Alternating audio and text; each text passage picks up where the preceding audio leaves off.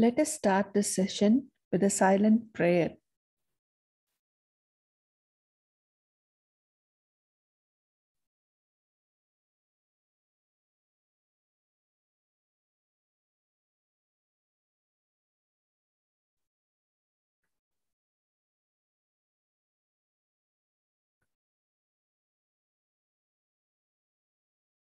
Thank you. It's my immense pleasure to welcome you all to the fifth session of the Professional Development Program. And I now call Professor Daniel to give welcome address for our resource person.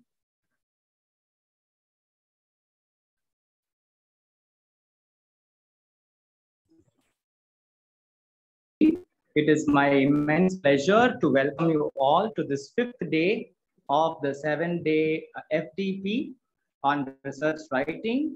The Department of Commerce has done a great job in organizing this FDP, and we are very happy to be part of it from the IQAC. I'm sure that all those of you who have joined us today from various institutions, you have all felt the same eagerness and the same attitude of learning through this entire FDP. In saying so, I welcome all of the participants to this place. And today we have in our midst a very eminent personality who redefines the term librarian. That's what I can say about Dr. K. Ramasamy. He redefines the term librarian. Usually we think that a librarian will be a person who sits very docile in one particular place of the college. But looking at Dr. Ramasamy's profile, it shows that a librarian can be much more. And sir, you definitely redefined the word librarian. Dr. Ramasamy is working as the college librarian in MV Mutaya Government Arts College for Women in Dindigul of Tamil Nadu.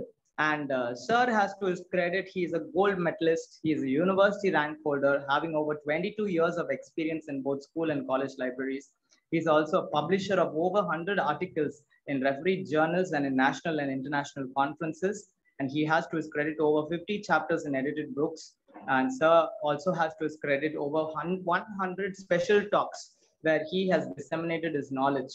Ladies and gentlemen, let me say, from having earlier been a part of one of sir's sessions, it is truly a wonderful experience to listen to him speak and deliver knowledge that is much needed for us, especially in the field of research. And sir knows about this because he has also organized various seminars and conferences. Sir, you have to your credit so many accolades, sir, which are innumerable and which would, it would fail us to not mention one of them. But your accolades have really inspired me as a professor to strive for higher things. Thank you, sir, for being such a role model to us fellow researchers. We welcome you here into our midst today, and we are very eager to hear what you have to say to us, especially on the topic of free online tools for research, especially where researchers today are concerned with the costs associated with research. You have brought to us a topic that is of much importance, much needed one that we can learn from, that we can understand from, and that we can experience from. Thank you, sir, for being a part of this FDP today. We welcome you to this forum, and we eagerly await to hear your words of wisdom and knowledge. Thank you.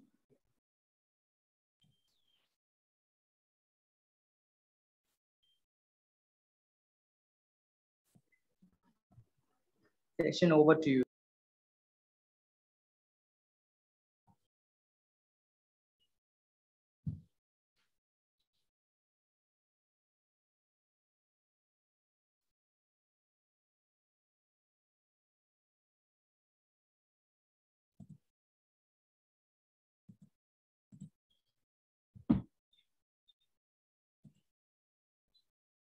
Yes, my PPT is visible to you?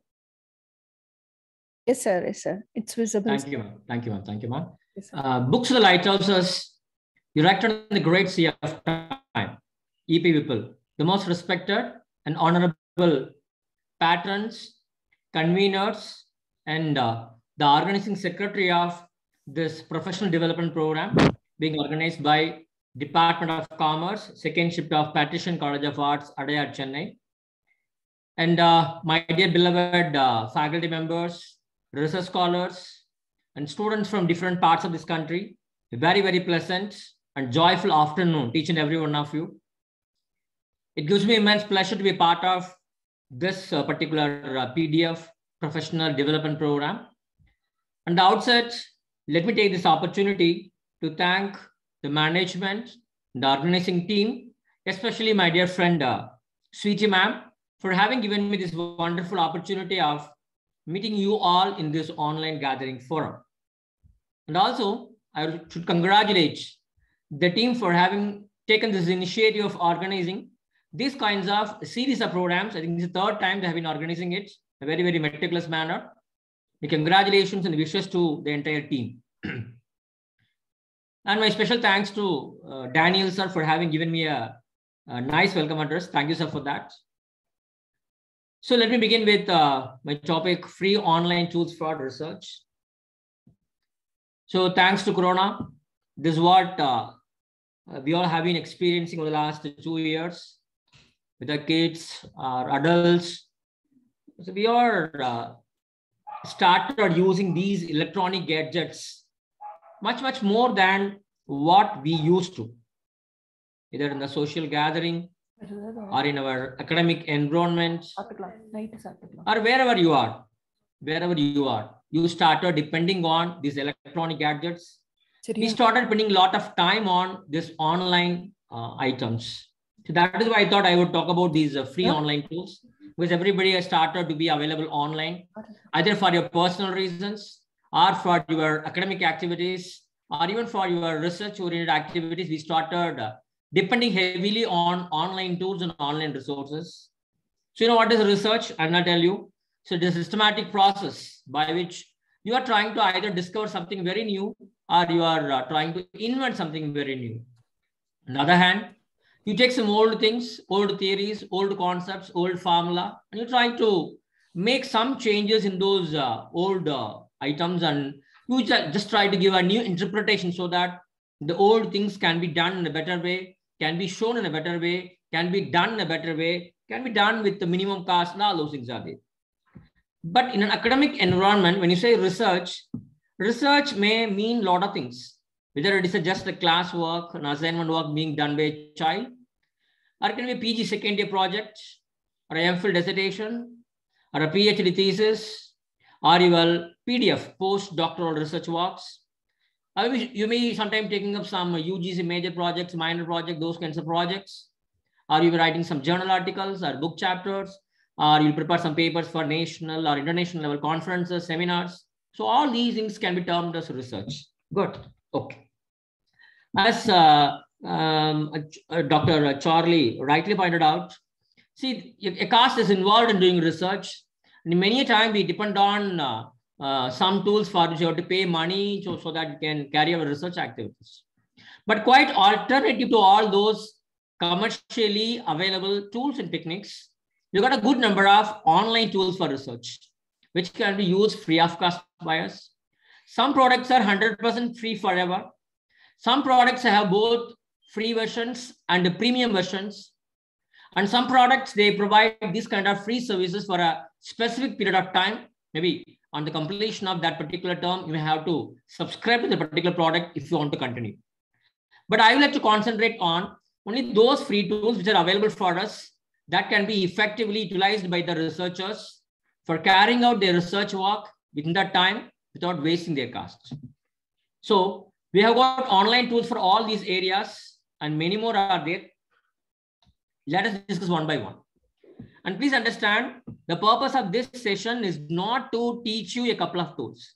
I'm just here to demonstrate, to show you what are the various array of tools that are available before the researchers so that you'll get an idea of what tools are available for what purposes.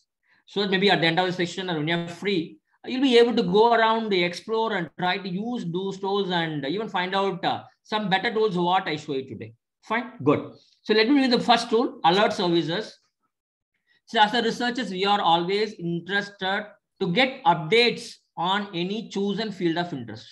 So if you're doing a research on a particular topic, you're writing a research paper on a particular topic, or you are preparing a conference paper for a particular topic. So we want to get what are the latest research papers, what are the latest news being published on that particular chosen area. So normally what we do, whenever we want some latest information, whenever you want to do literature review, we go to various journals, print journals, books, e-journals, e-books. We go and search for the materials. And every time you should go and search. Every month you should go to library. Every month you should go to visit the online resource forums to search for the availability of the new articles, new research papers in your area. But you can avoid all those things.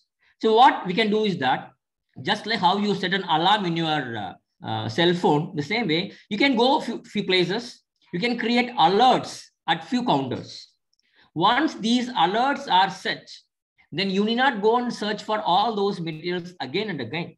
So whenever a new paper is published, whenever a new research article is published, immediately you will get a mail, you will get a message that in so and so journal, a particular issue, a particular research paper, which is more relevant to your research area, has been published. So that kind of alerts you will get from various people. So what are the free tools are available that can be used by you to get alerts on your chosen field of interest? Okay.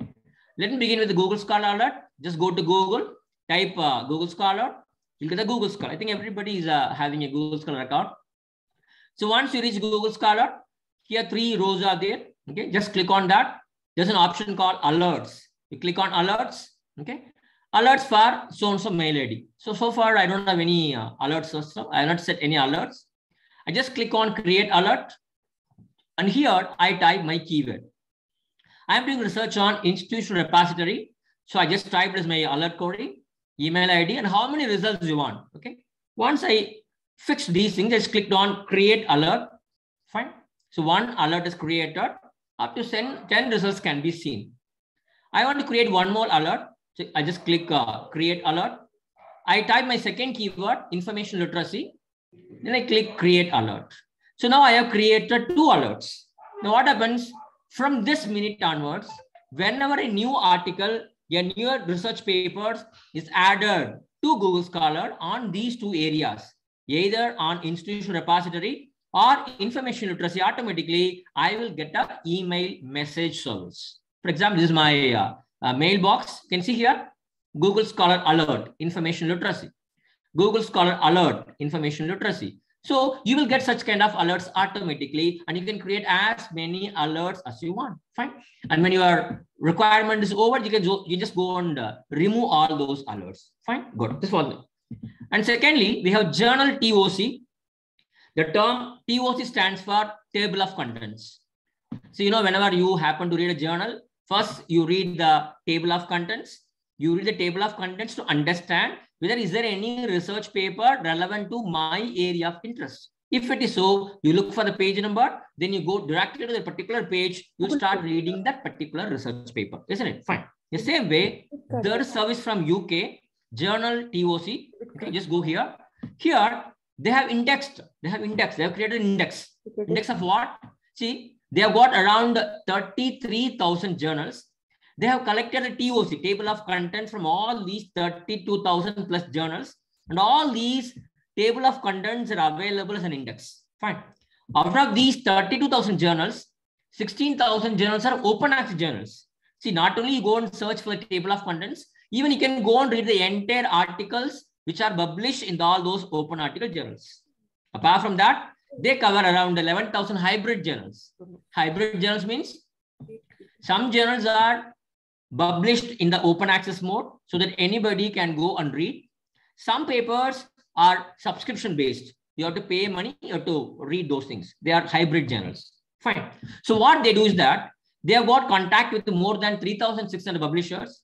Whenever any publisher is publishing any journal, the TOC will be available in this particular website. Okay. What you can do is that as a free user, you can follow 20 journals. See, out of these 33,000 journals, you can follow 20 journals. So if you are following 20 journals of your choice, if any research paper is published in any one of those journals, then you can come and see all those table of contents here in this particular site.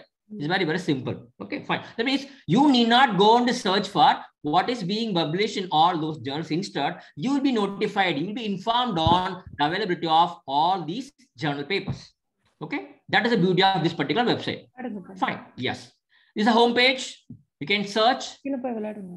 Here, newly added journals, top publishers, top subjects, most followed journals, all those are there. Okay. I can search for either journals or I can search for articles. Okay. For example, let me search for journals. So my area of interest is information literacy. I just type information literacy. You click go, you'll get, there are 4 journals. There are 4 open access journals for which TOC is available from this particular site. The same way you can search for journal articles also. I got around 900 articles on information literacy, which can be accessed to the full text. Fine. Fine. Apart from that, you can search for the journals based on subjects, okay, based on publishers. Fine. For example, I just search for the journals on artificial intelligence, for example. Okay, I got a good number of 38 journals.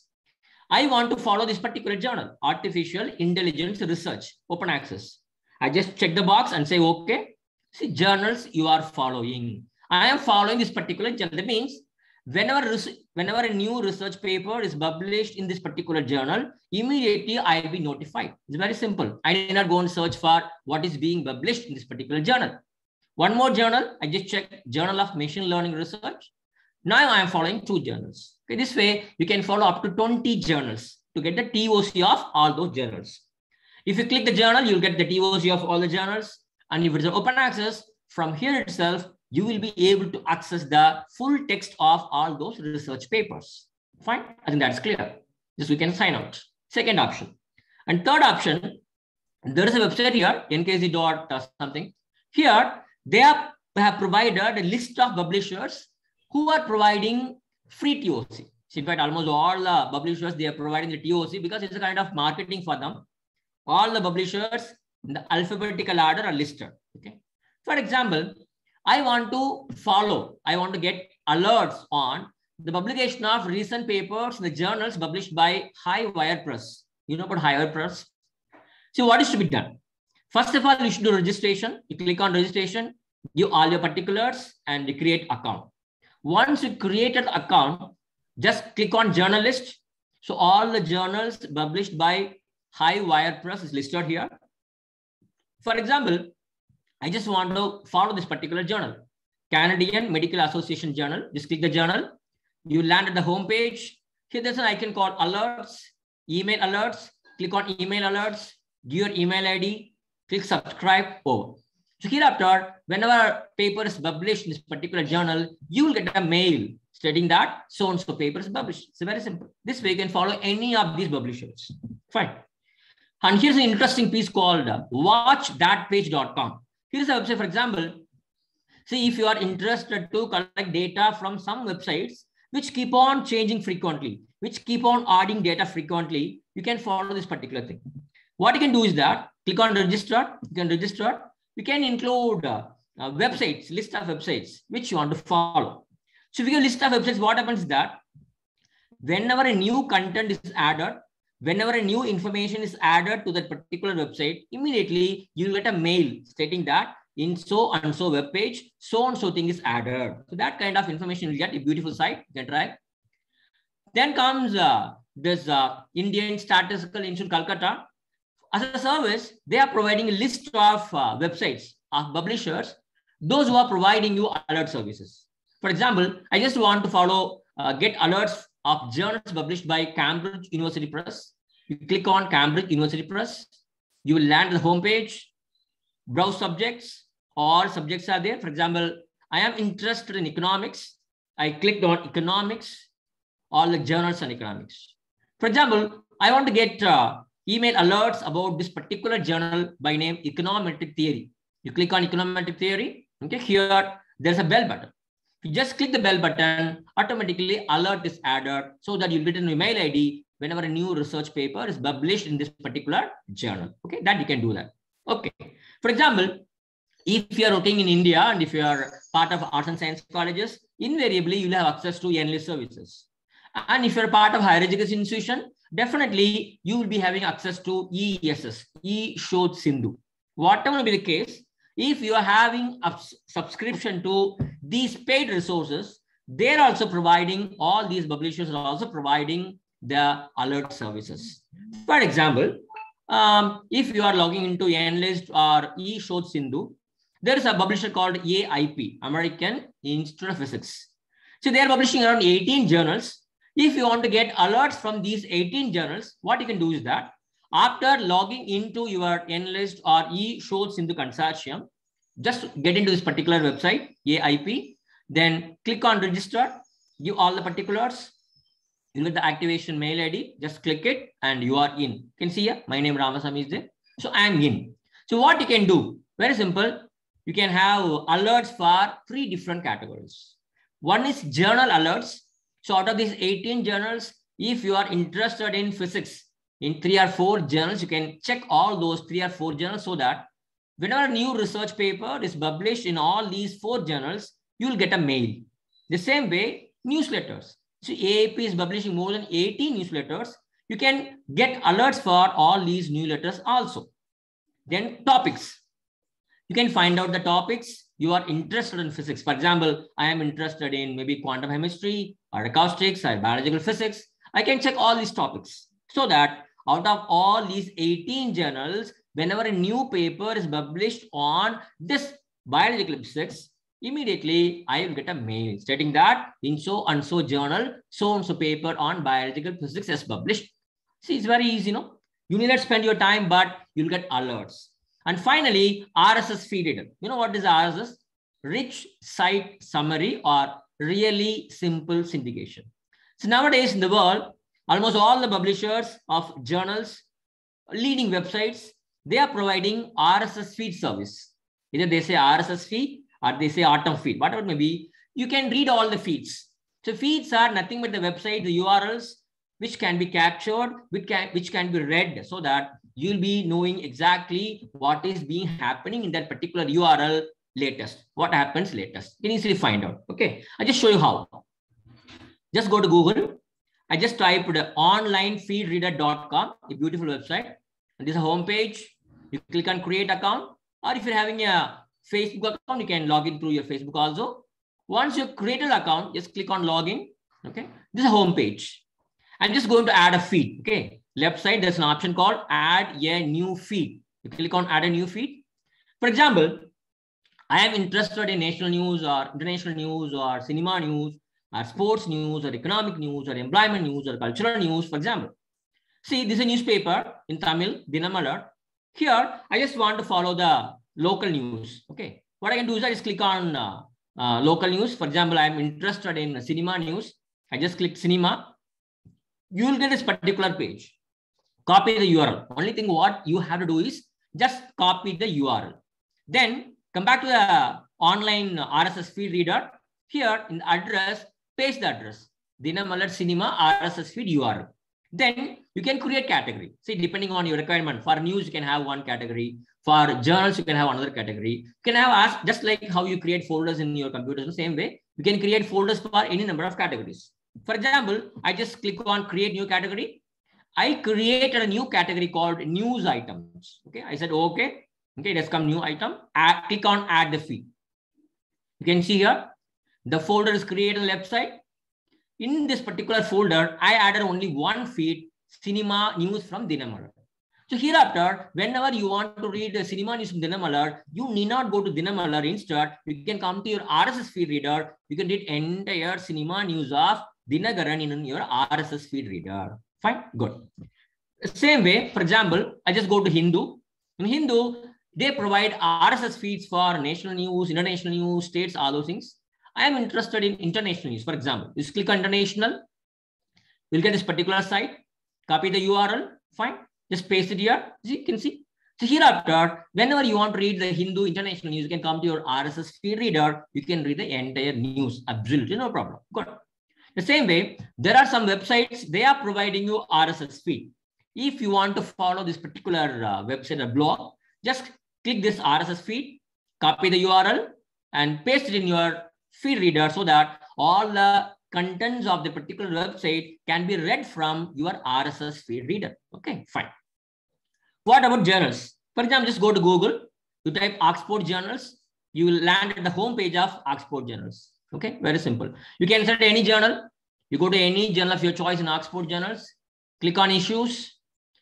Whether you want to get RSS feeds for latest issue or advanced articles or open access papers or editor choice. For example, I just want to get alerts about open access materials from this particular journal, which is being published by Oxford University Press. Okay, you click open access, you'll get this particular page, copy the URL, come and paste it here. Now I'm creating another category called Oxford Journals. You can see here. See, whatever journal you selected, the entire table of contents and information of open access materials are available in this feed reader. You can read everything from your feed reader itself. Fine. It's great. No, it's good. Okay, fine. You can rename the feed. You can go to settings and you can come out. So RSS feeders are very, very important tool which can be used by you to subscribe to the free RSS feeds which are provided by various websites and journal publishers so that you can get yourself updated. Fine. So these are the few services which are freely available that can be used by you to update yourself and get alerts on recent happenings. Fine, good. And secondly, online file compression, online file transfer, and online file storage. Nowadays, we started dealing with a lot of files online. So file compression. So whenever the size of your file is huge, you're not able to send it over mail or send it over some transfer systems. You will be able to compress so that the size of the file can be reduced. Fine. So I would like to show you only one example. There is a website called easyzip.com. Okay, here you can zip the files, either individual files or folders. Okay, here, for example, zip files online, choose files. Okay, click on choose files. I'm selecting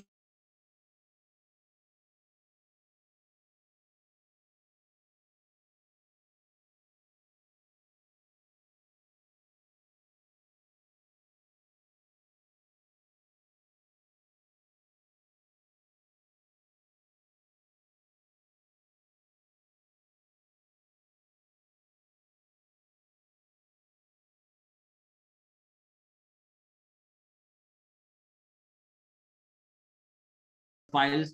And why do we need a separate file transfer tool for transferring your files? There are such kind of questions. Please understand. You go to Gmail or Rediff Mail, wherever you go, there is a limitation. You cannot send files which is more than a particular file size. And in Google, Gmail and all, you will not be able to send exe files. Some limitations are there. So you can make use of these online file transfer tools. For example, there's a tool called vtransfer.com. Just go here and click on I agree. Okay. And give your username, password. You can just get in. Okay. Now I'm in my account, vtransfer.com. Here you have to add the files. You can add folders also. You have to give the mail ID of the person to whom you have to send the file. Your mail ID by default. And what is a message? Only 3 steps are there. So let me add a file. Okay. I just click on add file. So I want to send the files to this particular mail ID. This is my message. I click on add file. I choose the file. I'm just selecting one particular file. Click on open. And this, add more files. One file added. That means you can send files of up to 2 GB size at a time. At a time, you can send files which have the capacity of 2 GB memory. You can send no problem. Click on transfer. See the transferring, the file is transferred. Once the file is transferred, you can see the particulars of the file. Okay. If you come to your home folder, you can get the link, copy link. Okay. You can copy the link and this link can be sent to anybody. Okay. You can send to all your participants so that the participant type this particular link. They will reach this particular page. They click on download and they'll be able to download the particular file. And please understand, this particular link is valid only for 7 days. So what you can do is that all your PPTs of the resource persons can be uploaded to vTransfer, get the link. This link can be given to all your participants. So within 7 days, your participants will be able to download all these files and this link will expire at the end of 7th day. It's very simple. You can transfer up to 2 GB at a time. Okay, fine, good. The same way, one more thing is there. Sir, I don't want to send the file, just want to send the link. For example, see, Once I have sent the file, I get a mail stating that your files were sent successfully. On the other side, the other person is getting a message, so-and-so sent you files via WeTransfer. So both of us will get the mail stating that so-and-so have sent the file. Fine, good. Otherwise, what you can do is that you can get a link. For example, you can upload a file, you can copy the link can be sent to the person concerned. So very, very simple WeTransfer can be used, first point. And secondly, there's a cloud storage system called Dropbox. It's a very, very popular cloud storage system. So I have been using last 20 years, all my files, folders, whatever I was doing in my school years, my college days, my what, everything is available in this particular cloud storage. It's very, very beautiful file storage. Dropbox. I just logged into my account, Dropbox account. You can upload files, you can upload folder, you can create new folder, you can share your files. This is the beauty of this Dropbox. Okay, all the files are listed, no problem. Shared, all my shared files are there. If you want to create a shared folder, what I can do is that, for example, I want to share a folder with one of the research scholars, one of my research supervisors, one of my friends. I can share this particular file or a folder with my friend so that my friend will be able to access this particular site. He'll be able to make editing, all those things. So that kind of sharing is possible. Okay. I clicked on create shared folder and it is asking that you want to create a new folder or you want to open the existing folder. I click next. I select one or two folders. Okay. It is asking whether the person to whom you are going to share, whether he'll be permitted to only view the document or he or she will be able to edit the content. So option you can give. Okay, fine. Then you can click on share. You can see shared. This particular folder is shared. That is, I have shared this particular folder with Mr. X means X will be able to come, see, download, edit the contents of these files. So how nice it is? You can share like this. Okay, see, Ramasamy shared with you. That kind of message reaches the individual concerned. Okay. Then comes the very popular Google Drive. Nowadays, everybody started using Google Drive. Google Drive also can be used for file transfer and file storage. Okay, click on new. You can upload files or folders or Google Drawings, Google Image, Google Slides, Google Forms, Google Sheets. All these things can be stored in Google Drive. Okay. For example, I just select one particular file which is there in my Google Drive. I want to share this with my friends. I just click the single right click. A menu appears. Click on share. And I can copy the link and I can send it to my friends. Okay. So those people will be able to see who are those who are having the link, or I can even add the names of people who will be having the right to access this particular file. You can select that way also. Fine. So that's about online file transfer and online file compression. So then comes online translation. Sometimes what happens is that as a researchers, the papers that you need may not be available in the language you are familiar with.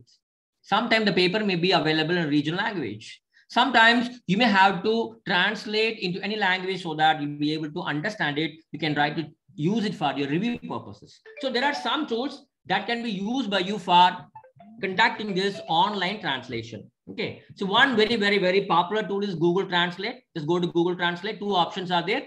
Text option is there. Documents options are there. Okay. I just start with the text option. You click on text.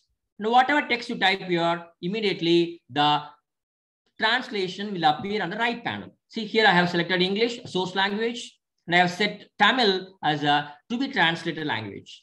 At a time, 5,000 letters can be added for translation. Sometimes even video input is also possible. You need not type. What you can do is that just click on the speaker. You can start speaking. When you start speaking, whatever you speak will appear here and its equal translations will appear on the right hand side. So that possibility is also there. Okay, you can turn it off. Once you have done it, you just click this particular speaker icon to listen to what is translated. So that kind of option is also available. You can copy the translation. You can go to Word. You can click Ctrl V to paste the content that you can do. Or you can even suggest an edit. If you feel that this translation is not good, this is not the exact translation of this particular word, you can use suggestions. That is possible. You can share this translation with your friends using email and Twitter. That is possible. Then documents. Instead of selecting a couple of words, you can upload a document. Maybe the document may be in DOC form or ODF form, PDF form or RTF or XLS. All these file format supported. For example, I just browse your computer. Okay, I select one particular file. Okay, I select open. The document is uploaded. Now let me click on translate. See, the entire 5th chapter of my research is translated to Tamil in no minutes. So this way you can translate, very, very simple. Then comes Google Docs. So many of us, we started using Google Docs. Just go to Google Docs. Okay, for example, I got a file like this. Okay, module 14, LIS administration. Now I want to translate the entire document into Tamil language. So what I can do is that select the file. The file is available in Google Docs. If you're having the file in your computer, then kindly upload it into your Google Drive. Then you can open your Google Docs, open the file. There, go to the menu, click on Tools. Under Tools, there's an option called Translate Document. Click on Translate Document. Choose the language. I have opted for Tamil. See, no minute, the entire script is translated into Tamil language. What I can do is I can just go to File, Download. I can download the file as DOCX or PDF or TXT, all those formats. Fine, it's very simple. Good. So that's about thing. Then comes online grammar check. So many a time, basically we are from a local background and we might have done our education in our regional languages. So when you're going to submit your papers or research papers for some journals, reputed journals, or some conference papers, or you're writing a book chapter. So obviously, before you send the papers to respective individuals or organizations, you can check by yourself whether I have done any grammatical errors in my research paper. What are the grammatical errors that can be corrected by myself before I send it to somebody for review purpose? For that, we got a good number of online grammar checking tools. Let me concentrate on 2 tools. One is Ginger, another is Grammarly. Okay, fine. Let me share my second PPT, please. Just a minute. Yes. So what I done is I just went to Google. I typed Ginger free grammar check. Okay. I have reached a place. This is a place where you can use it for checking your grammar. Okay. See what Gingerly does is that it takes care of all kinds of grammatical errors. See, for example, the similar flowers bring, the similar flowers brings. So this kind of subject verb agreement, it will correct. Singular plural nouns, for example, 6 people lost their life. Actually, it should be 6 people lost their lives. This singular plural corrections, it will do, no problem. Our consecutive nouns are misused words correction. For example, I was wandering. It should be I was wondering. So these kinds of things are this contextual spelling correction. Okay, it depends on the context of your language, your keywords. It will make corrections. So, for example, you write I like books expectly. It will change into especially. Even irregular verb conjugations. For example, he flied. That's wrong. He flew. So all these kinds of mistakes can be corrected by Ginger free grammar check. You need not do anything. Very, very simple. So before we start checking it, just click whether it is US direct or UK. Normally we have UK English. Just click on UK. For example, I just typed one sentence. I want to kill you at once. I just typed only one sentence. I click the Ginger it. Okay. It says that I is to be converted into capital letter and wants is to be converted into want. So the 2 corrections are already executed. You need not do anything. It will correct. Fine. First, I just copied a paragraph. In fact, I just clicked on Ginger it. So it lists what are the corrections. The researcher have adopted. No, the researcher has adopted. This are. No, this is. It explore. No, it explores. So these kinds of grammatical mistakes can be corrected very easily when you check it with this Ginger free grammar check.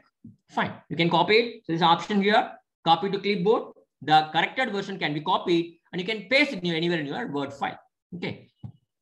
Then comes a very popular Grammarly software. Actually, both the commercial version and free version is available. Of course, free version has got a lot of advanced options, but you can, for our purpose, to check the research papers and all, you can depend on the free version of Grammarly. Okay. I just went to Grammarly. I just logged in with my username and password.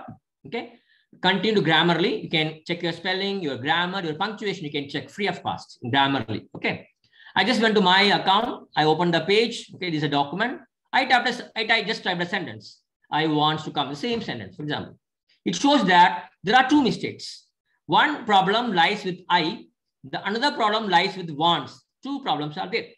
Let me click on the first problem. Okay. It says that The pronoun I should always be capitalized. See, they just teaching you English. Okay. If you are checking few documents with Grammarly over a period of time, in no time you will pick up English very fast. All the grammatical errors can get rectified. You say, yes, I want to correct it. Okay, it is corrected. Very, very simple. So small I is converted into capital I. Fine, it is corrected. What is the second mistake? Wants. Click on wants. It says that it appears that the subject pronoun I and the verb wants are not in agreement. Consider changing the verb. Wants should be converted into want. So that's what they suggest. Yes, I agree with them. I say yes, it is corrected. Okay. So this way you can correct the sentences or paragraphs that you are pasting. Otherwise also just go to this particular menu option. 3 rows are there. Click on menu. You can upload a file. Okay. So that you can check the entire file. I just clicked on upload file. I set a particular Word file. I say open. The Word file is opened. You can see here, it has got 72 alerts. As far as Grammarly is concerned, my paper has got 72 issues with regard to spelling, with regard to grammar, with regard to punctuation. Okay. I can go and correct each and every mistake so that the number of mistakes should be reduced. So now I got around 66 mistakes. It not only corrects your mistakes, it tells you what is the mistake that need to be corrected. So that will help you to learn grammar easily. Fine. Once all the corrections are done, click on download. You can just download the corrected file, the translated file. It's very, very simple. You can come out. Apart from that, Grammarly, they are providing a small app, small extension. Just go to Chrome Web Store, download this particular extension, for browser extension called Grammarly for Chrome. Okay, just install it. I just installed here. It shows this green colored Zeno. It shows that Grammarly extension, browser extension is available. Okay. The beauty of this extension is that, see, even when you are typing your mail also, if you are committing any mistakes in your mail, it will automatically detect and tell you that these are the mistakes, please correct the mistakes. So that kind of online support also is there. Even when you're typing your word also, it will tell you, keep on telling you what is the mistake you're committing. So now and then you can correct your mistake and go ahead. So you can make use of Gingerly and the free version of Grammarly also. Fine, good. Then comes very importantly, as you all are belonging to, most of us are belonging to social science disciplines. So one of the very important aspects we have to concentrate is the data collection.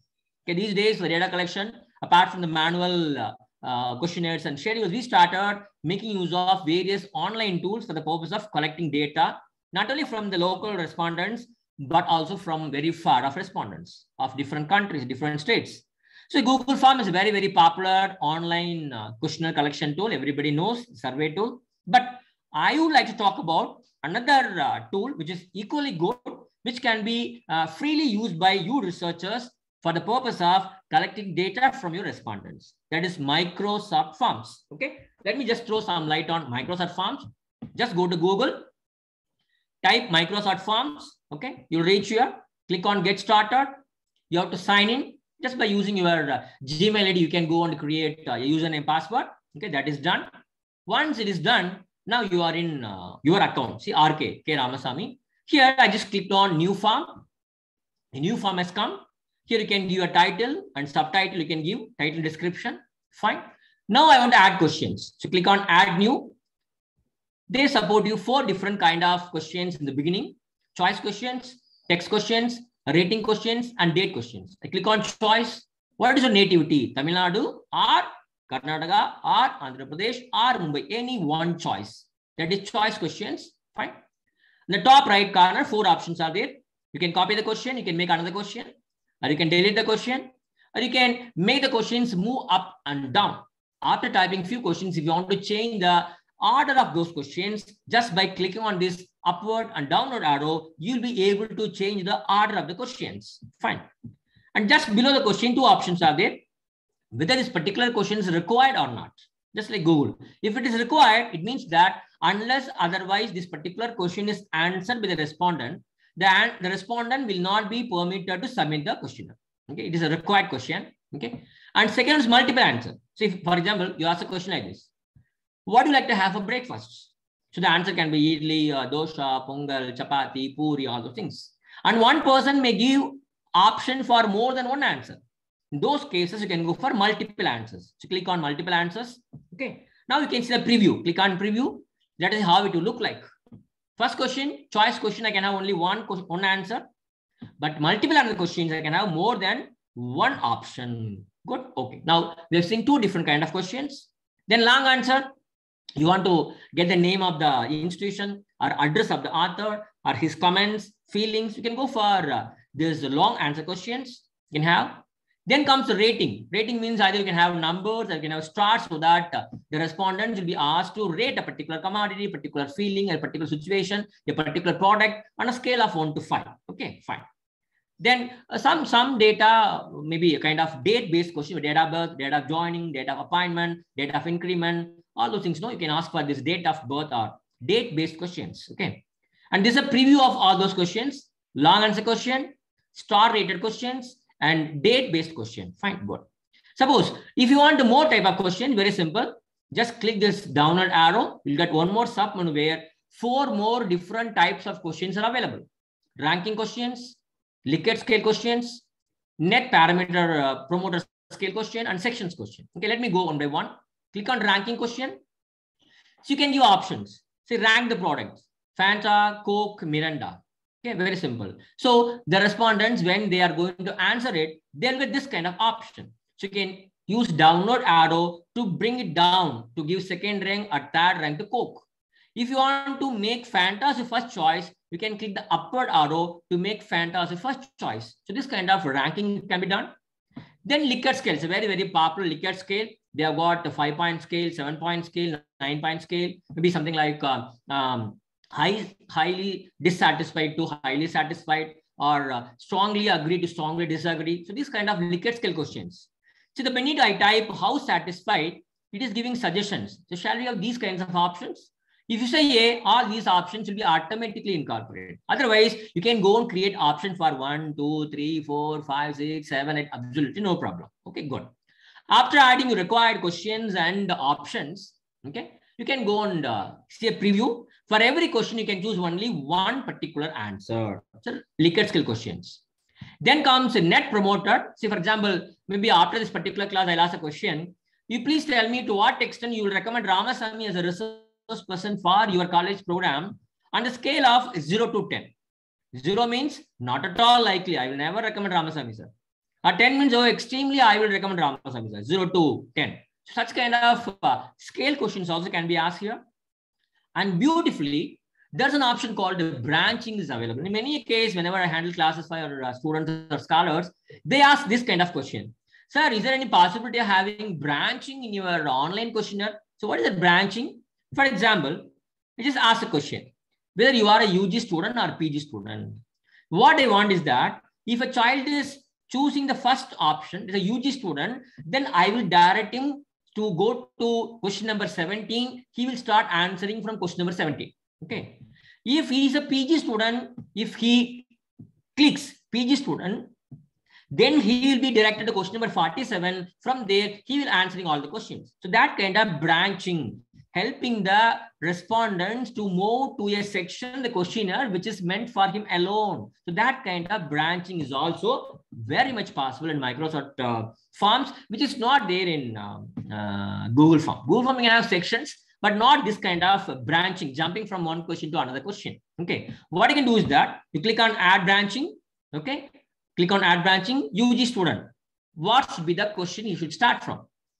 PG student. If anybody clicks PG student, then what question he should be directed to start from? So this kind of branching is possible in Microsoft Forms. Okay. Once you have prepared all the questions, click on theme. You can choose beautiful themes. Okay. Then you want to send a questionnaire. Questionnaire ready. Now you want to send to all the respondents. Click on send option. You can copy this link. Okay. You can copy this link. You can send this link to the respondents. Okay. They can paste the link in the browser. They can answer the questions. Or QR code. For example, just click on the second option. Click on QR code. A QR code is generated for this Google for your Microsoft Form. Click on download option. You can send that QR code to your respondents. By scanning the QR code, they'll be able to access and answer the questionnaire.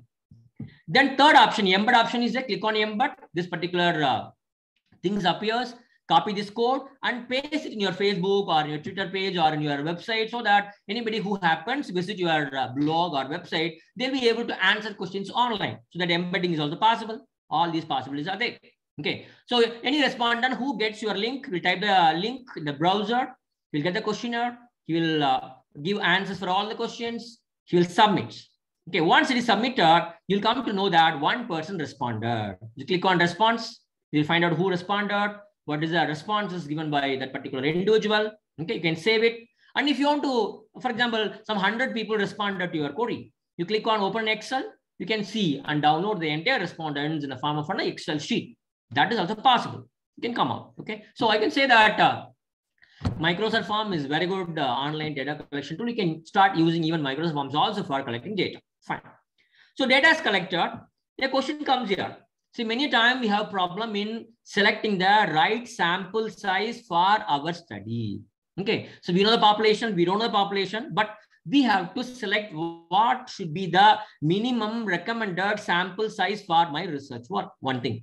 And secondly, after collecting data, I want to conduct some kind of statistical analysis. So what free online tools are available for analyzing the data, what I have collected, either from manually or from online tools. Okay. Let me start with these free online sample size calculators. Good. Just go to Google, type RSFeed sample size calculator. You will reach here. Okay. Here, by default, they have given 20,000 as a population size. If you know your population exactly, you can type your population here. If you don't know your population, you can just leave it 20,000, and whatever sample size is recommended for 20,000 can be applied for any population, of course. Okay, fine. What are things here? See, one is margin of error, which can be kept as 5%. Confidence level can be 90 or 95, 99. I think I don't need to define all these terms because you might have learned the meaning and interpretation of all these terms in the last classes. Okay, see, my population size is 2,100. For example, I know that my population size is 2,100. So what is the recommended sample size? Automatically it appears here 325. That means minimum I should collect data from 325 respondents. Maximum is up to you. Minimum 325. What about the sample size for 10,000 population? If my population is 10,000, then minimum recommended sample size is 370. If my population is 1 lakh, then the minimum recommended is 383. Okay, so it is based on this particular sample size calculation formula. In fact, for my research work, I just made use of this RSFeed sample size calculators to fix my minimum recommended sample size long back in 2016. Fine. Then comes SurveyMonkey sample size calculator. Just go to Google and type SurveyMonkey sample size calculator. You will reach this particular place. Click on Get Started. You will get a screen like this. Here you can type your population size. Based on the population size, confidence level, and margin of error, here appears the minimum recommended sample size for your study. So when my population is 2,100, the sample size is 325 when confidence interval is 95% and margin of error is 5%. Okay. When my population is 10,000, my sample size is 370. But my population size stays same 10,000. But I have increased the confidence level from 95 to 99. You see the change here? My sample size is 625. My population is 1 lakh. Sample size 383. Okay. So very, very simple. Apart from these two calculators, there is only one simple page, one single image is there, which can be used by you to decide what is the minimum recommended sample size for your research work. That is Gridges-Morgan sample size table. Just go to Google and type Gridges-Morgan sample size table. This is only one table which can be used by you. A table which was created by these two authors long back in 1970 is valid even today. So first row talks about your population. Second row talks about your sample size. If your population is 10, your sample size should be 10. If your population is 162, if your population is 280, then sample is 162. If your population is 800, sample size 260. If your population is somewhere around 10,000, sample size should be 370. If your population is 15,000, sample size is 375. See, so you can make use of all these three different tools: Rav Soft sample size calculator, SurveyMonkey sample size calculator, and Grijesh Mohan sample size table for the purpose of determining the minimum recommended sample size. Okay, fine, good. So data collection is over. Now I have got data with me. So how can I analyze the data in an online tool? I would like to just show you two important tools which are available online. Okay, one is SCI-statistics.com, a beautiful website. Just go to Google, type this particular name. You will be landing at this particular website. Okay. Here, many options are there. When you click on descriptive statistics, you can run all the descriptive statistics: mean, median, mode, variance, percentile, quartile range, skewness, kurtosis, all those you can do. Okay. I just wanted to calculate mean, median, mode. Just click that. They give an explanation on what is mean, what is mode, what is median, all those things. You can read this. Just below that, they're asking whether you want to calculate these mean, median, mode for nominal data, or ordinal data, or interval data. I just checked interval data. I type the numbers here. Then I just click the calculate. It shows you what is the mean value, what is the median, what is the mode. In no minute. If you're already data, just copy the data, can come and paste in this box. We'll get the answer. Then under descriptive statistics, I want to create a bar chart. EC bar chart creator. Click on EC bar chart creator. You'll get two columns like this: category column and count column. I just typed male, number of students; female, number of students; transgender, number of students. Once I type this, click on this button, create bar chart. To bar chart is created. Single right click, click on copy image. You can go and paste this image anywhere. But you want to edit this particular chapter, you can edit also. Okay, just come down. Edit options are there. You can change the size of the fonts. You can change the name of x-axis, y-axis. You can change the bar color. You can change the title of the chart. All these things are possible. You may see, I just want to have a bigger size font. I have changed the x-axis title as gender. I want this to be the chart title, and I want to display the bar value on the bars. Then see, create new chart. See now, chart title has come. X-axis title is changed. Bar values are appearing. This can be copied and pasted. Okay, this is very, very simple. Then comes calculators. Go on calculators. Look at all the inferential statistics.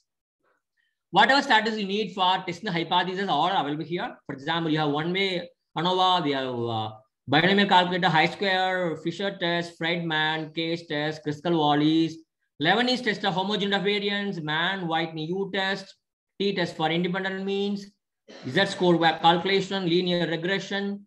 You can calculate Pearson correlation, Spearman-Rowe correlation, confidence intervals, effect sizes. All these are possible under this particular tab called calculators. For example, for a simple reason, I want to calculate a high-square statistics. I just click the high-square calculator for 2 into 2. Click on high-square calculator. A table appears here. You can rename them. Males, females in the rows. Whether they like ice cream or they don't like ice cream. That's in the column. Okay, next. Now the table is ready. I can feed the data. 18, 32, 84. Data is ready. I just click on next. See, they're asking what should be the significance level. I selected 0.05. Click on calculate high-square. The result has come here. This is the result of your high-square statistics. Suppose, sir, table has come, but I don't know how to write interpretation for this table. Don't worry. Just click on how to report a high-square result.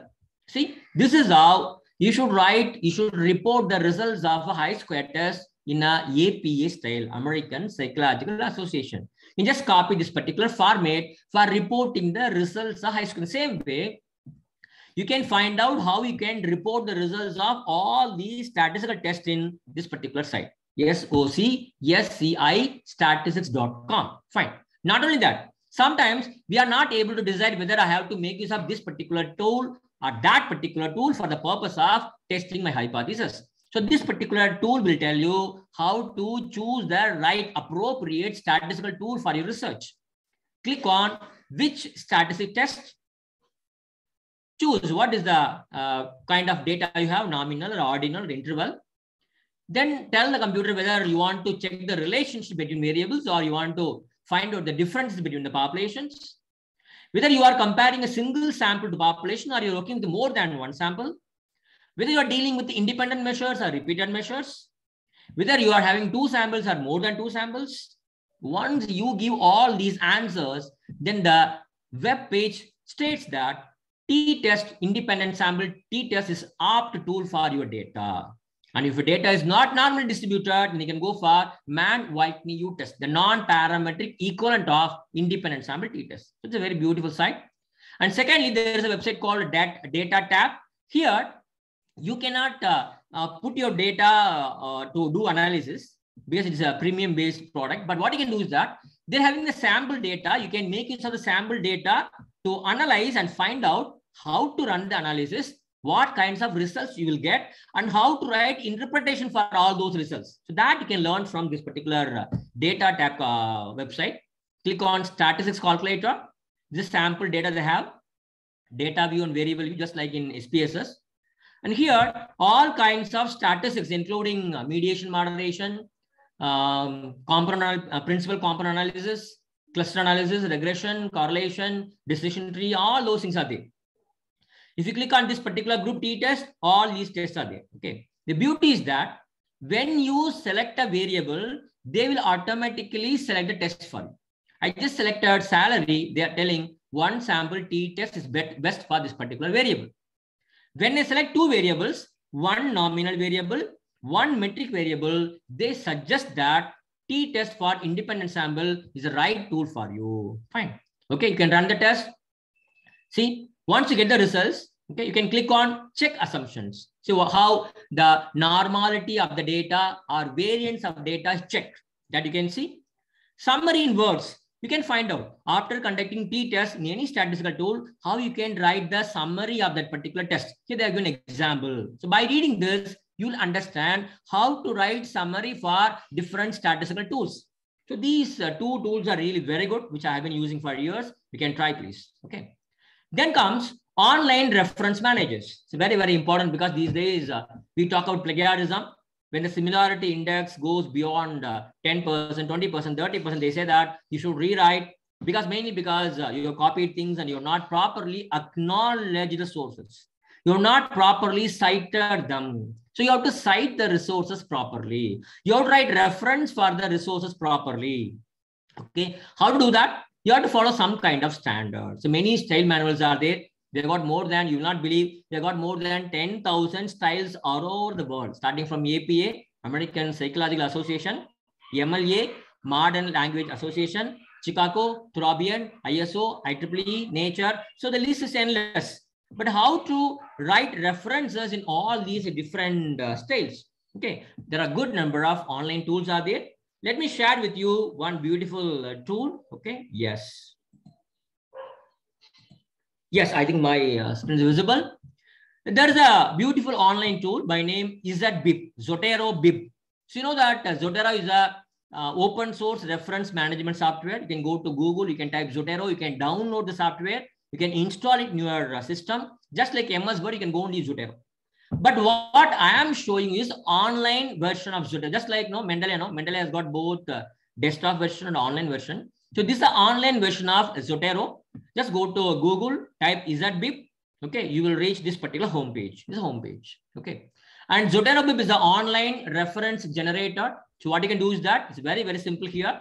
The homepage. Here you can type either URL of the website or ISBN number of the book or DOI. You know that no? Digital Object Identifier. A unique ID which is given to the leading journal articles. Or PubMed ID. If you are taking any paper from PubMed database, National Library of Medicine database, every paper will have a ID or archive ID.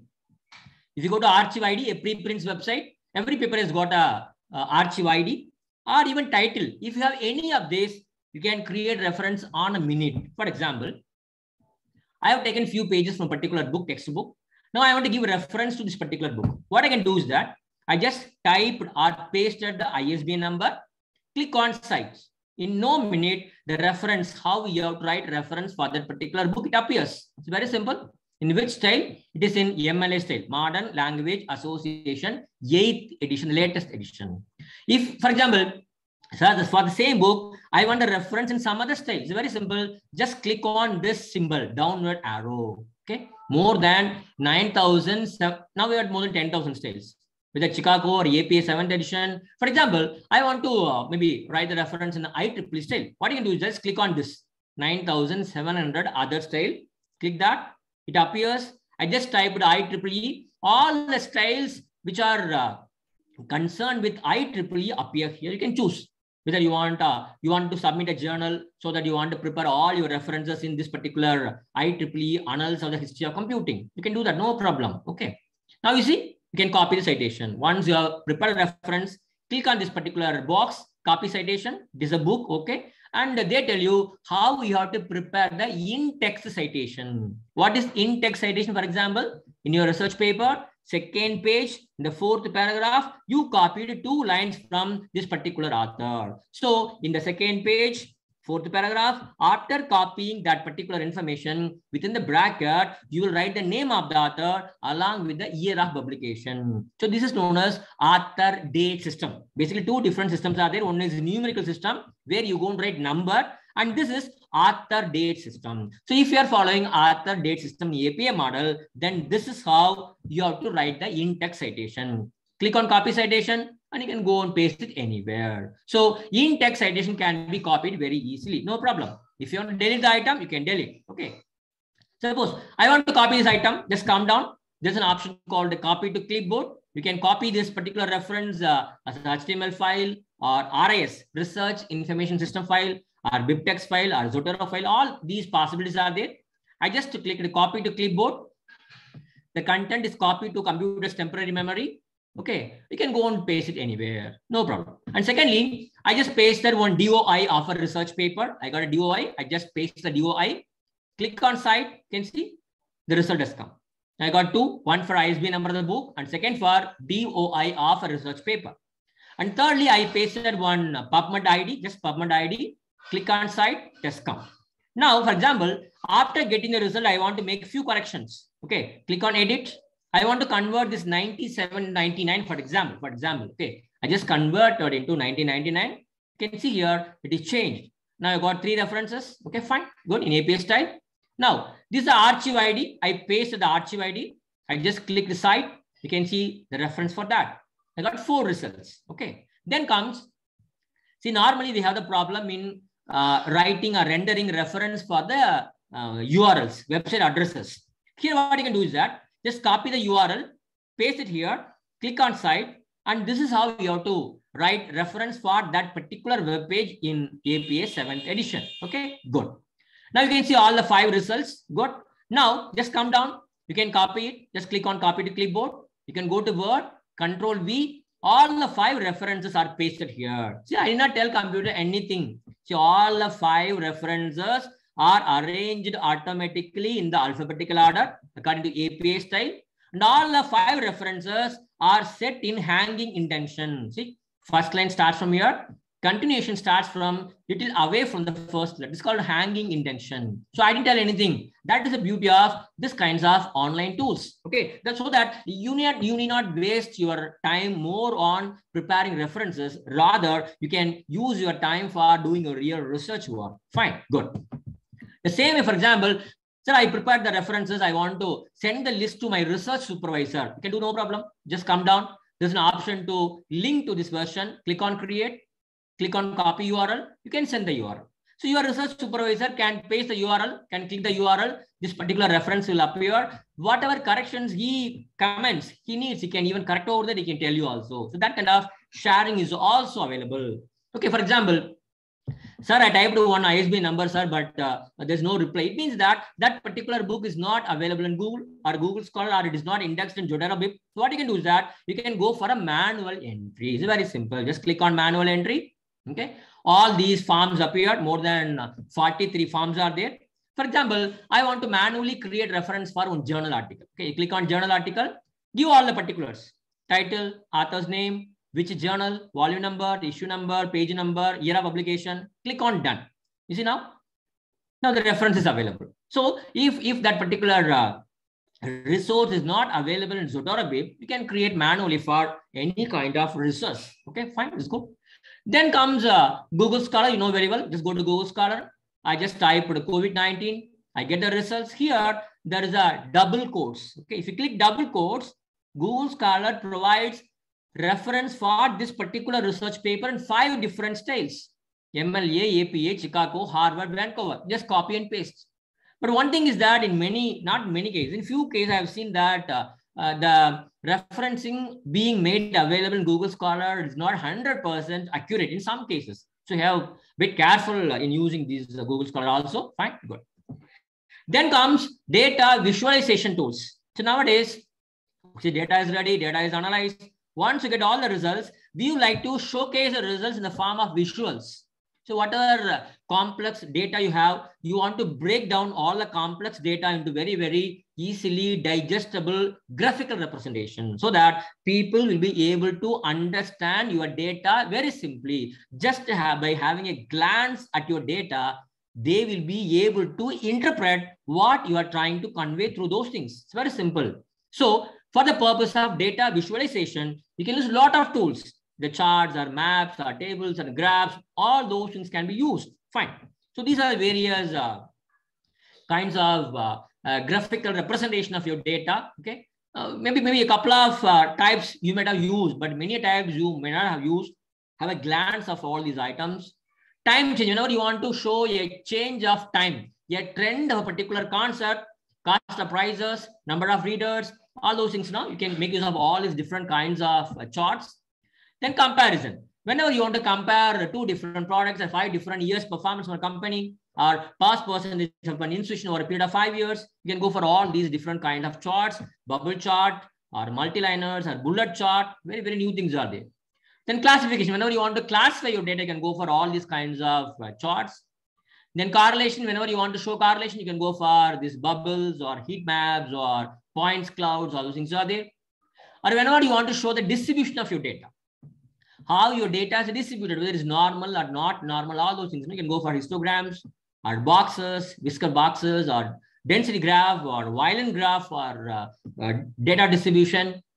So all these are different kinds by which you can give visual representation to the concepts. Okay, many different ways are there.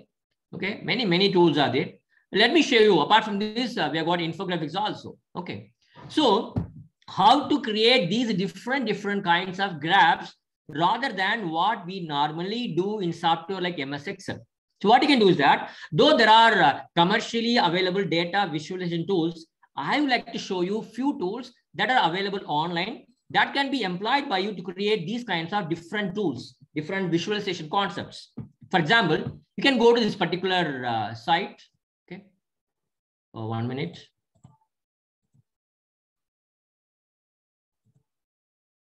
Okay, see, you can go for the chartgo.com, a beautiful site, or onlinecharttool.com is a beautiful site. You can go and create all these different kind of charts, maybe polar bubbles or meter scale or your pyramid or radar or bubbles. You can go and create free of cost. It's very simple online chart tool. Then meta chart, you can go and create these many kinds of charts.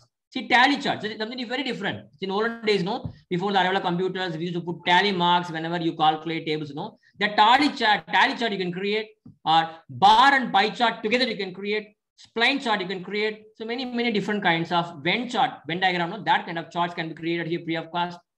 Then chart blocks, a beautiful site where you can go and create n number of charts. Then Google chart.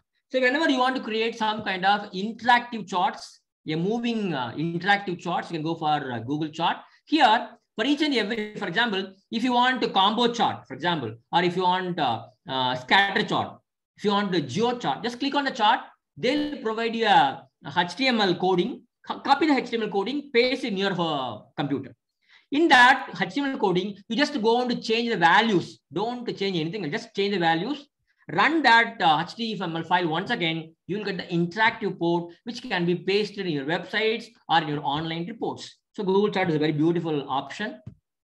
And these kinds of interactive charts can be created also in Google Charts. Okay.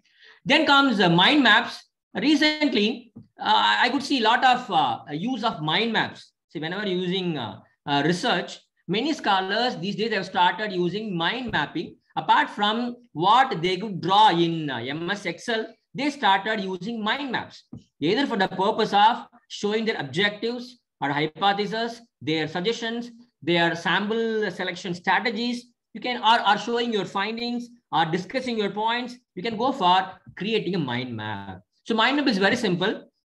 Every mind map will have a center component. For example, you take a core concept, then you find out all the related items. You create the main branches, and all the related concepts. You create subtopics, sub branches. That is how it is getting radiated, and all the lines are connected to the core part, center part. That's what a mind map is. Okay. So many tools are there to help you to create mind map. I will just show you only one. Just go to Google and type GIT Mind. There is a website called GIT Mind. Okay, just go there. If you want to download this GIT Mind, you can download as a desktop file. You can install, you can use it. I'm just showing you the online version. Click on Get Started. Okay, of course, you need to log in by using your Gmail or Rediff mail or whatever it may be. Once you logged in, click on Get Started. You are here. Click on New Mind Map. Okay, here many options are there. You can choose themes. You can choose styles, layouts, icons, and collaborations. All these possibilities are there. Let me click on themes. In the theme, I select change theme. Hundreds of themes are there. For example, I just select any one theme. This is my theme. Then layout. What kind of mind map you want? That you want branches branching out both the sides, branches branching out only on the right side, or only in the bottom side, or both up and down. So what kind of branching and sub branching you need for your mind map? That's what you call as layout. You choose a layout. I have selected this kind of layout. Then comes, once the center core concept is fixed, you can create subtopics. Just give a single right click. This menu appears. Click on sub node so that you can create as many branches as you need for this particular branch. Okay. For example, I created one here, 3 branches. I have created a mind map for myself. One branch is about education. One branch is about employment. One branch is about research. So I created 3 important concepts about myself. Okay. And next one, icons. Click on icons. All these icons are, you can add icons. Okay. Maybe a flag, maybe a progress, maybe a numbers. So all these icons can be chosen to the right side. The respective icons can be added to the relevant branches. So that can be done using icons option. Then comes style. If you go to style, you can change the shape of each and every branch, each and every sub branch. You can fill the capacity of the color opacity. You can change from 100 to 0. You can change the line color. You can change the border color. You can decide what should be the distance between these 2 nodes. So all those are possible when you're clicking on this style button. Okay. So this is how. Apart from that, top right, you can add a hyperlink. You can insert hyperlink. You can insert images. You can insert commands. All those things are possible. See, when your friend is going to read this particular mind map, just by giving a click on this image, he'll be able to see the entire image.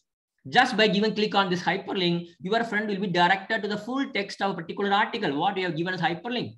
So all these possibilities are there. So this is how I have created a mind map for myself. Okay. So once you created a mind map, so this mind map I have created from the scratch. Apart from that, this particular website has got more than 70, 80 templates. What you can do is that choose a template. You can go and make changes. You can change only the words. Template is ready. So those kinds of ready-made templates are also available in GIT Mind. Okay. So once your mind map is ready, okay, what you can do is that you can just click on this particular button, top right corner, share button. This screen appears. You can copy this link. You can send to the person concerned. So just by pasting this particular link in the browser, your friend also will be able to see your mind map. He also be able to read what kind of information you're given along with your comments and hyperlinks. That is possible. Or if you want to export the mind map as a JPEG file or PDF file, you can select the file format, click on export, then you'll be exporting your mind map also.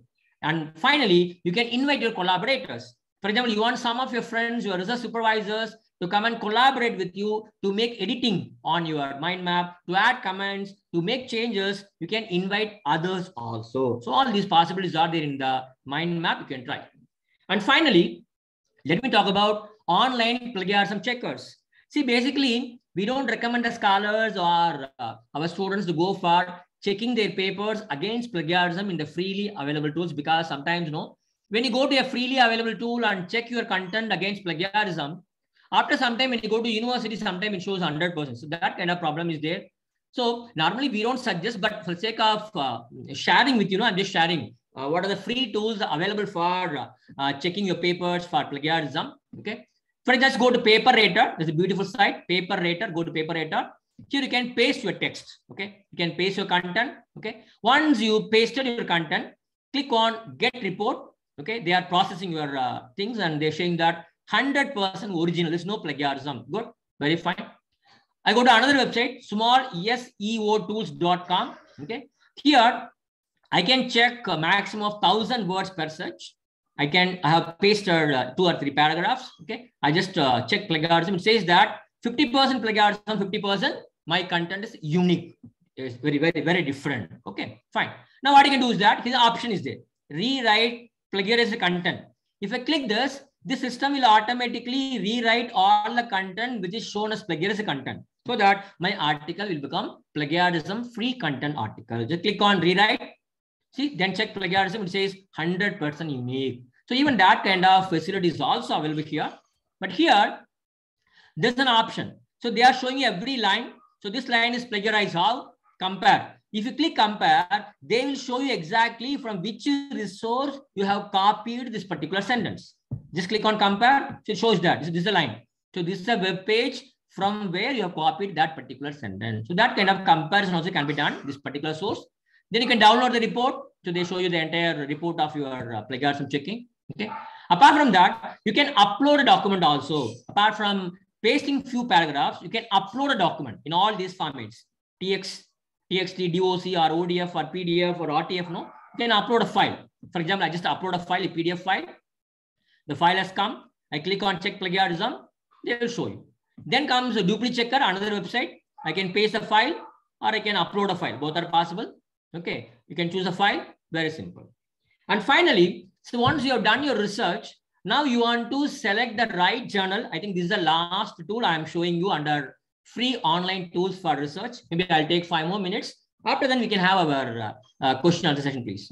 Okay, so once you have done all the research, you have prepared a research paper. So you want to find out which journal may be the best journal for publishing my research output. So you need to select the journals for publishing your research papers.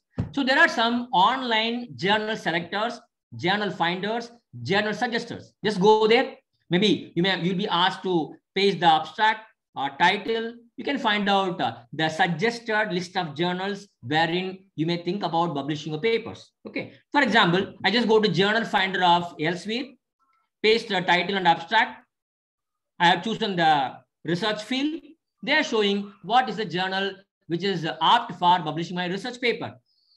And what is the impact of this particular journal? What is the site score, impact factor, acceptance rate? That is if 100 papers are submitted, how many papers are accepted by that particular journal? Only 18%. How many days they take to accept your paper? So all those details you can read, and then you can take a decision on whether I'll go for this particular journal or not. Okay. Then comes a journal suggested from Springer. Go to Springer. Okay. Paste the title and abstract. Choose the field, and they will tell you these are the possible journals for publishing your research paper. Okay. Then journal finder from Wiley & Co. Same thing. Go and paste your title and abstract, and they will tell you the list. The same way, there is a website called Jane, Journal Author Name Estimator. You can type your title and abstract, click on Find Journals. They will tell you what are the possible journals for publishing your research paper. Then Journal Guide, a private organization which provides access to more than 47,000 journals. You can type your keyword and abstract. They'll tell you what are the journals that best fit your requirements. Okay, you can have many options. I want only open access journals. I want only those journals whose impact factor is more than 2. All those criteria you can fix, and then you can choose the journals of your choice. Then IEEE recommender, if you're interested in publishing papers in engineering and all, you can go for this particular IEEE publication recommender. You type the keyword and abstract, you can click, they will tell you the list of journals which are suitable for publishing a research paper. Then comes Web of Science. So if you are interested to publish a paper in Web of Science Index Journal, just go to MJL. There is a website called MJL, Master Journal List, a original site maintained by Clarivate Analytics, the company which runs Web of Science platform. Here, there's an option called Match Manuscript. Just click that. They will ask you to create a free account. It's free of cost. If you're having a Gmail, you can go and create one mail account. Okay. Once you have created an account, you log in, type the paste the title and the abstract. Click find journals. They will tell you. So these are the 30 journals which are recommended for publishing your research paper based on your title and abstract. Suppose you want only just score. This particular journal matches 99% your title and abstract. So if you want only Indian journals, go to left side, panel is there. Choose India. Only Indian journals will be listed. Okay, I think only one journal is there, Indian journal. The match score is 0.39. Suppose, sir, my research supervisor is asking me to publish papers only in SCI, only in a Science Citation Index. No problem. Come to left side, choose Science Citation Index Expanded. Just check that. Only those results will appear. Fine, good. Then in MJL, there's one more option called Search Journals. Okay, just click Cyanometrics, just type, click on Search Journals. All the journals appear on the chosen field of interest. In both the ways, you can go and search for the journals that may be right for your research publication. And Scopus Preview. So Scopus is a commercial database, but Scopus Preview is free. Okay, you just go to Google Scholar or Google and type Scopus Preview. You come to this particular site and just click on sources. You can search for journals based on subject area or title or publisher or ISSN number. I just selected subject area. I selected cell biology. 383 results are there. Okay. Suppose if you want to export all the 300 results, just click on this box, export to Excel. You can export it. Or if you want to know more about this particular journal, click on cell metabolism. You will come to know what is the site score, what is the SJR, what is the SNIP score for this particular journal. Its coverage is from 2005 to present. Even today, it is being under Scopus. You can find out these kinds of things from Scopus Preview also. Okay. And there you can find out site score for that particular journal. Okay. Yes. I think I have come to the fake end of my presentation. So dear participants, I think I have taken around 1.5 hours to just show you. So I have not gone deep into any of those tools. The purpose of this session, as I told you in the beginning of this session, is to show you what kind of tools, free tools are available online that can be effectively employed by you all for your academic and research activities. So dear participants, let us know that these many tools are available. Once you know the tools, whenever there's a possibility and feasibility, try to make use of all these tools. When you start using these tools, automatically you will be interested to explore new tools. See, I was talking about only one tool for online reference management. But when you start using this tool, you will start looking for a tool which may be having better options than this. Automatically, you will start exploring some new tools. So whatever tools you learned or explored, try to share these tools with your research scholars, with your students, with your fellow friends. Okay, that's how we can make the research process easy without spending much of our time, much of our energy, much of our cost. We'll be able to produce and publish very, very efficient and effective research papers in the days to come. With the best wishes, let me take a leave. Thank you so much. Now the floor is open to the discussions, please.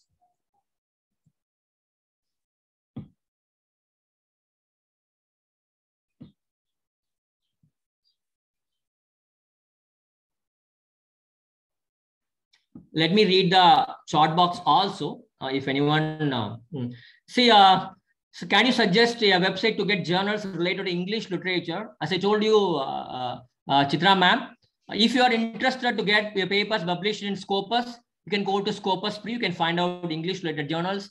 Or if you want to get Web of Science journals, you can go to MJL.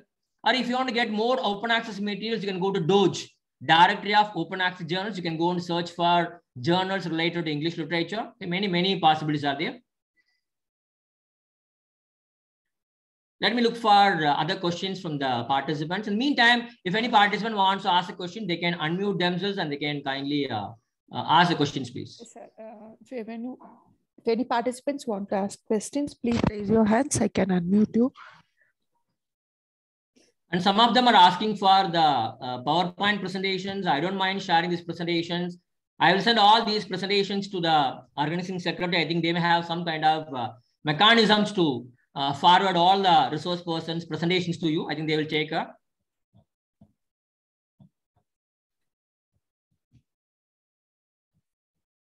Yes. One, Dr. K. Punita is asking for cloned journals. It's very, very important. See, there are few places where you can find out what journals are cloned journals. One option is go to UGC CAR list, a website which is being maintained by Savitri Phule University. So there they are providing a list of cloned journals.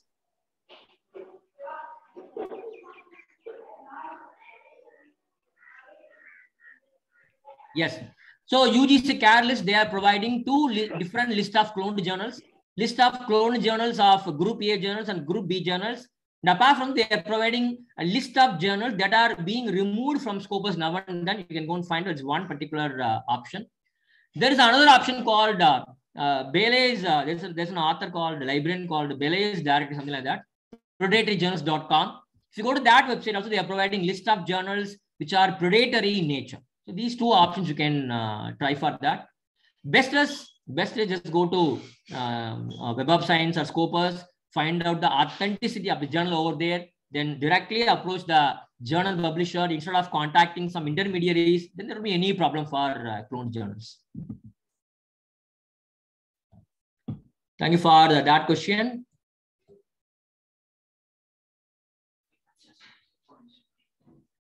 Somebody is asking for journals related to hotel management. Same answer. You can go for all those sites.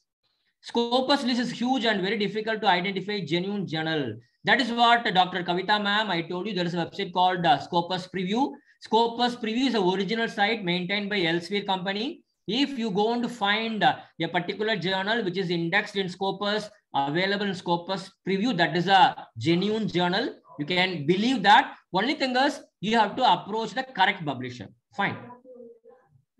Okay, fine. Can you show original logo for UGC CAR listed journal? Professor, is very, very difficult, sir, because UGC journals don't carry any seal, any hologram. So that's just like S. Chandan Kono. You can easily find out whether this book is from S. Chandan Kono. Hologram is there. But there is no such hologram for UGC CAR listed journals. The only thing is you have to be very, very strict in finding out the original publisher, contacting them, waiting for the paper to get published. So normally we want all our papers to be published within 1 week, within 1 day, within 1 month. So we are ready to go and meet some intermediate by paying some amount. So that only creates all such kind of problems. So if you are approaching the correct publisher, waiting for 3 months, 6 months, waiting for first review, second review, third review, definitely you will not be cheated. Only this we should have that patience to get our journal article published. Fine. Somebody is asking for Q1, Q2, Q3, Q4. Actually, these kinds of rankings are given for Scopus index journals where they have classified all the journals into 4 quarters. Quarter 1 journals are the best journals having high site score. The quarter 4 journals are news journals which have entered into a particular discipline. They may have received less citations. They may have less site score. Normally, we go for quarter 2 or quarter 3 journals.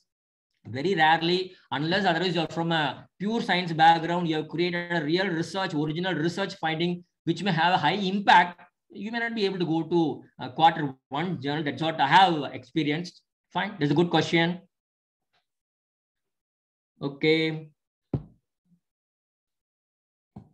If journal cloned in online search, will it shows in Wiley, Springer, or another? So if you are sure that the journal is indexed in journal in Springer or whatever maybe the leading publishers, definitely those journals are not cloned. Okay. For example, if you are landing at Springer's homepage, you are finding out the journal, you are submitting your research papers online. So definitely that cannot be a clone journal unless otherwise you have landed yourself at a false website and submitted your paper.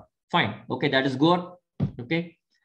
Can you share that slide which shows automatically it will show which statistical test?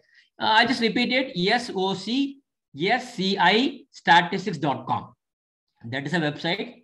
What you have to do is that you have to go on the top right corner. There is an option called which statistical test. Click that.